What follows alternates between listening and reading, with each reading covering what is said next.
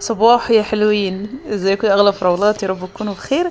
بصوا بقى، الناس اللي بيزعلوا ان هم بيقوموا يعملوا لاولادهم الصغيرين اللانش بوكس ومش عارف ايه، انا يا جماعه انا جايه لكم المستقبل وبقول لكم هتفضلوا تعملوا لانش بوكس لغايه الجامعه. ده لانش بوكس الجامعه. الموف اللي انا وريته لكم ده بتاع توته، عادي عادي، 6 ابتدائي نعمل لها لانش بوكس. اللي في الجامعه بقى كمان بتاخد لانش بوكس يا جماعه، بعمل لها سندوتشات زي اختها، وزي ما بحط لاختها خيار بقى، تفاح، جوافه، الفاكهه اللي عندنا بعمل لها هي كمان. فاوعوا تفكروا انكم هترتاحوا بعد الابتدائي والاعدادي والحاجات دي، لا انتم مطولين لسه يا جماعه، الموضوع واخد معاكم وقت لسه. مسا مسا يا حلوين. ازيكم يا حلوين؟ يا رب تكونوا بخير. بصوا هو ايه، اما بحوش فلوس اهو ايه يعني ايه، يعني احس ان هما مثلا ايه عملوا 100 جنيه ولا حاجه، بروح نازله مفرتكاهم، وانا عندي مرض اسمه انزل اشتري بلاستيكات واشتري ستيكر والحاجات دي. فنزلت مارست هوايتي المفضله، جبت الرول الاستيكر ده 40 في 50 زي ما انا اوريكم، مرسوم عليه الرسومات الحلوه دي، والوانه شدتني كده فظيع فظيع. هو عامل من بره زي الجلد كده، هوريكم هنعمل بيه ايه. مش عايزه احرق لكم بقى ايه المفاجآت. بحب اعمل من وقت للتاني تغيير كده في المكان اللي انا عيني بص عليه على طول، علشان خاطر ما ملش. بص انا عندي من ده جايباه معلقاه كده، ومعلقه عليه بقى الجاروف الصغير، ومعلقه عليه الفرشه اللي بغسل بيها الازاز والحاجات دي، حلوه قوي قوي العلاقات دي. بس ده بقى غير التاني، ده ممكن تفصليه واحده عن التانية او تعلقيه كله كده على بعضه، تقريبا هما 6. إيه كان عامل 15 جنيه الرول اللي هو بتاع الستيكر ده. مش فاكرة كام متر صراحة، هو عامل 75. تمام. وانا بقى بقالي فترة كنت كل شوية اتحرق في ايدي، كل شوية اتعور مش عارفة ايه، فبهدل قوي انا بغسل المواعين بصراحة. والبريل بتاع المواعين بيبهدلني، او المنظفات اما باجي اغسل البوتاجاز او الحمام او كده. بس انا صراحه مش هستعمل ده في الحمام، انا هخلي ده للمطبخ بس، والحمام هستعمله جوانتي اللي هو استعمال مره واحده ده وقتها. ده انا جايباه بكام؟ ب40 جنيه. ده سيليكون صراحه، وحلو قوي، وفيه استك كده، وبيوصل لغايه بعد الكوع كمان. تمام. فصراحه جبته، كان فيه نوع تاني رخيص ب 24 جنيه، ما عجبنيش خالص، لقيته هينقطع بسرعه، فقلت لا الغالي تمنه فيه. وجبت كمان الباكت اللي انا وريته لكم قبل ده، اللي هو الجلافزات ده، 100 جلافز ب 10 جنيه، ده اللي هو الاكياس، الجلافزات الاكياس العاديه اللي بستعملها في غسيل الفراخ والحاجات دي. دي مسامير اللي هي بتتلزق كده زي الدبل فيس، بس على فكره لزقها قوي قوي. انا معلقها عندي بوكسات في اوض البنات عليها، الاتنين ب10 جنيه، الواحد ب5. جبت كمان اللي هو الوايبس دي ب5 جنيه التوته، تاخدها معاها في الشنطه للمدرسه. وبصوا بقى دي، بصوا بطوط برضو، المحل النهارده اصلا كان فيه حاجات بطوط كتير قوي، مش عارفه منتشر كتير ليه كده. دي زي صبانه كده، انا جايباها اوريكم الفكره اللي انا هعملها بيها، برضو بتلزق بدبل فيس كده على الحيطه. عجبتني قوي، هقول لكم هعمل بيها ايه لما اعلقها ان شاء الله. البتاع دي بكام؟ كانت ب25 تقريبا. جبت بس شويه الحاجات دي، قلت اوريهم لكم خلاص كده. يلا بقى، هزرنا كتير وضحكنا كتير وعملنا اللانش بوكس وجبنا شويه مشتريات، صرفنا الجرشينات اللي حوشناهم. يلا بقى عشان نرجع ايه لنشاطنا تاني. انتوا عارفين ان انا كنت منزله لكم فيديو غسله الانتريه ومنضفه الليفنج، وكله كله كان مغسول. فكان فاضل بس الستاير، ليه ما غسلتهاش مع الحاجات دي وانا بغسلها؟ لاني كنت سايباها على البلكونه، عشان انا بقول لكم انا بيخش عندي تراب بطريقه فظيعه. فعشان الحاجه اللي انا غسلها ما تتطربش، شلت بقى الستاير من بدري بدري كده، غسلتها. وزي ما انتم شايفين كده، الاكياس اللي انا كنت حطاها دي رابطه بيها الشريطه الدبل بتاع الستاره، الحلقات، عشان خاطر بتتفكك مني اما بتتغسل. بتنضف، بتنضف، الميه بتخش عادي يعني، احنا مش مسمكرينها يعني، ده مربوطه بكيسه. فعملت كده الفكره دي، انا شفتها في فيديو لحد، بس والله والله والله انا بحب اعطي كل ذي حق حقه، انا مش فاكره مين. المهم عملت لهم دوره خفيفه عشان يتغسلوا، يعني اللي هي الحاجات الخفيفه، المنسوجات والحاجات الخفيفه، بيبقى فيه كده اوبشن كده في الاختيارات اللي في الغساله، للحاجات دي، للستاير، للحاجات الشيفون، للحاجات الستان كده. فاديتها بقى دوره كده مع نفسها، والكلام ده زي ما بقول لكم عملته من بدري، واتغسلت الحمد لله واتنشرت، علشان خاطر تنشف على طول على طول قبل ما افرش. تمام كده. انا زقيت الانتريه شويه عشان ايه؟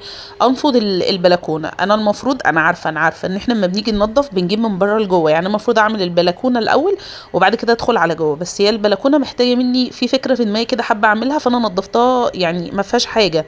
ما عنديش الحمد لله كراكيب ولا اي حاجه، انا عندي ترابيزه وكراسي في البلكونه اللي هم البلاستيك، بس مفيش اي حاجه تانية. فكنستها عادي ونفضتها من جوه الشيش بتاعها وكله، بس مستنيه كده اشوف انا هل هعرف اوفر المبلغ اللي انا محتاجه اجيب بيه الحاجه اللي انا عايزه اعملها في البلكونه، ولا بقى هنضفها التنظيف العادي وخلاص.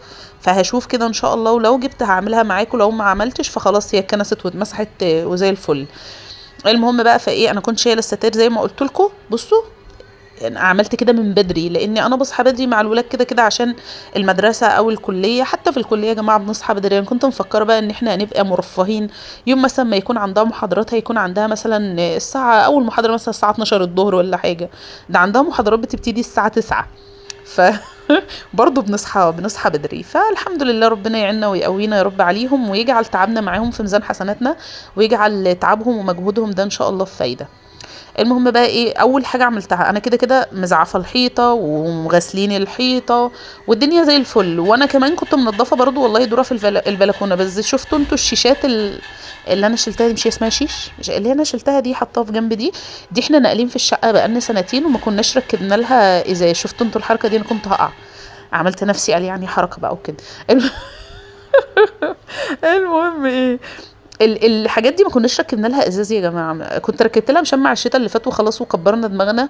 وبعدين قلت لزوجي لا بقى احنا محتاجين نركب لهم ازاز عشان خاطر الشتاء، إيه، وعلشان خاطر يمكن تحوش التراب شويه لما اقفلها. فشلتها بقى، طلعتها عند باب الشقه بره عشان الحاج صاحب البيت يوديها تتعمل. وبعدين قلت بقى ايه، يلا ظبط دنيتي. انا مسحه تحت الانتريه لما شديته وكل حاجه. بصوا ظهري يا بنات، عملت في نفسي عامله الكنبه بتاع الليفنج تقيله كبيره، اللي هي الكنبه سرير، فانا رافعاها وبزقها علشان خاطر انضف مكانها. فبشيلها كده برفعها لفوق، فالقط اللي عندي دخل تحتها، وعماله اقول له اوعى التاخر، انا خايفه تنزل من ايدي عليه هيفطس تحتها. ففضلت اقول له طب اوعى، وازق فيه كده بايدي وبرجلي، مش عايز يوعى. كل ده انا محمله على ظهري وانا ماسكه الكنبه رافعاها بايد واحده، لا مني عارفه انزلها ولا مني عارفه تاخرها في حته، اتسمرت مكاني. فمن ساعتها عندي مشكله في ظهري من تحت. بصوا والله العظيم، بصوا ما بتروحش. بدهن جل على ظهري وما فيش فايده. الحمد لله على كل حال، اللهم لك الحمد. يعني فداه والله، احسن ما كانت تنزل عليه ولا حاجه. الحمد لله. طبعا فداه، يعني انا ظهري يوجعني فداه والله. انا ما هو روح برضو يعني، واروح. المهم ايه، انا كنت زي ما بقول لكم مسحه مكان الانتريه وكله. بس طبيعي برضو زي ما بقول لكم الدنيا بتتطرب يا جماعه. انا بعمل اللي انا بعمله ده والله العظيم، وبدخل الاقي شيش البلكونه عباره عن تراب، والسلك ده عباره عن زغبار كده بتراب. والله ما عارفه ايه ده بجد. الوضع ده يخلص امتى يا رب بقى؟ كل اللي حواليا يبنوا ونخلص يعني. ده انا في الثامن يعني، التراب بجرأته وبجحته بيطلع لي الثامن، مش عارفه ازاي يعني. المهم بصوا، ده يعني فرش مش هو الاخير. هو فرش مبدئي بس مش هو الاخير. لاني عايزه اقول لكم ان انا تاني يوم غيرت النظام تاني. فضلت ابص كده مش مرتاحه، انا حاسه ان انا يعني الكرسي اللي هناك ده انا دفنته مش باين اصلا. فحاسه ان انا لا، الوضع لا مش مريحني. هتشوفوا دلوقتي انا هعمل ايه. ده اول نظام تمام، لا في نظام تاني وفي نظام تالت بس ما تصورش، هتشوفوه بقى في الروتينات بعد كده ان شاء الله. انا عديت على الارض. ما بحبش انا بقى صراحه يعني موضوع، انا بشوف فيديوهات لناس ما اعرفش بيجيبوا قلب يعملوا الحركه دي ازاي. يجيبوا طبق ميه كبير ويروحوا رشينه في الارض ويقعدوا يمرشوا ويمسحوا. طب والعفش يا جماعه، العفش ما بيتاثرش بالميه دي؟ طب والخشب بتاع البيبان بتاعكم ما بيتاثرش؟ طيب يعني ربنا يبارك لها يا رب ويزيدها من فضله. انا من الناس اللي بتحب نيفين. هي بتعمل كده لان عندها مكنسه بتشفط الميه. عندها مثلا اللي هي جهاز البخار، عندها الحاجات دي. ففي حاجات بتساعد. انما انا لو كبيت الميه دي، انا عندي الحمام في جهه تانية خالص عن الريسبشن. تخيلوا كده عشان ازق الميه دي واوديها، يا نهار اسود، ده انا اقعد اليوم بطوله. المهم بحب امسح بالشاشوبه بعيدا عن الحركه دي. عملتها يمكن مرتين بس اول ما جيت نقلت في الشقه، وصراحه تعبت جدا جدا جدا واتبهدلت على ما شلت الميه. وعملتها في البلكونه كمان، اتبهدلت جدا على ما شلت الميه لاني ما عنديش صرف في البلكونه برضو.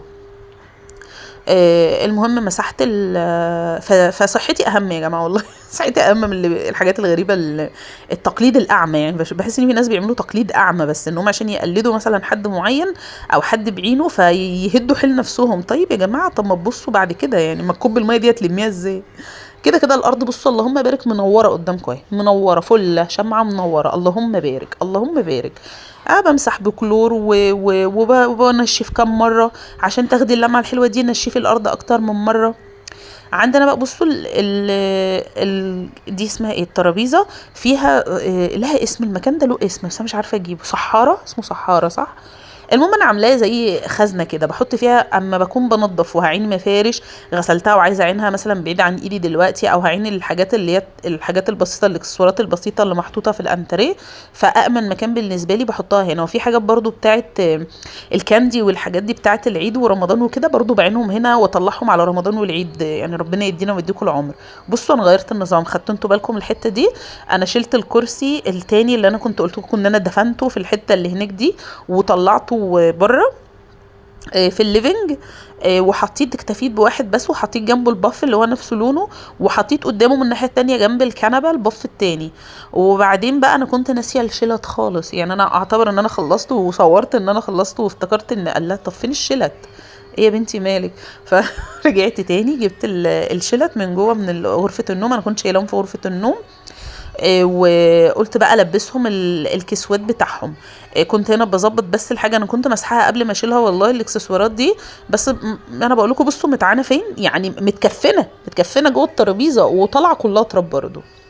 مش عارفه انا بجد اعمل ايه في التراب ده. والمشكله ان انا من الناس اللي ما بحبش اقفل، ما اقدرش تبقى الشقه البلكونه مقفوله والشبابيك مقفوله. حتى على فكره في الشتاء انا بقوم في الشتاء عادي والبرد افتح البلكونات وافتح الشبابيك، والمنظر اللي انتم شايفينه ده بيفضل طول اليوم. ومثلا في الشتاء مثلا ممكن ايه على المغرب كده اقفل، يعني اقفل بقى. انما في الصيف انا ما بقفلش نهائي، لا نهار ولا ليل، احنا ما بنقفلش خالص. فيمكن ده السبب في التراب الكتير اللي عندي، بس هو انا معرفش اقعد في مكان مقفول اتعب.